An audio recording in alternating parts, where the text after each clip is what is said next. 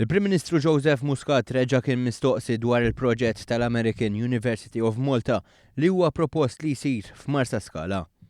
Għal-mistoqsijiet tal-ġurnalist il-Prim Ministru spjega kif diġà għamel il-ħsieb tiegħu ċar fid-diskors tal-ħadd. Il-bieraħ tkellimt ħafna fuq hekk u għedt li jien nemmen li dak huwa l-aħjar post, nemmen ukoll li huwa lok ta' kompromess u nemmen li hemm lok ta' kompromess b'tali mod li jonqos il-footprint ta' dak il-post u parti mill-proġett jmur f'post ieħor in-naħa tas-Sawt. L-għada l-Partit Nazzjonalista organizza attività fiż-Żonqor ma setax jonqos li l-ġurnalisti jistaqsu dwar dan. Fost oħrajn staqsew dwar is-sem tad-deputat Marlene Farrugia f'din l-attività. It's a free world, M'għandekx kummenti x'tagħmel fuq l-aspett politiku fuq il-kritika. Indirizzat attività tal-Partit Nazzjonalista mhix naqgħod minn ġiġi huma għażliet li tagħmel kull persuna u jien m'għandix problema bl-għażliet li jagħmlu l-persuni.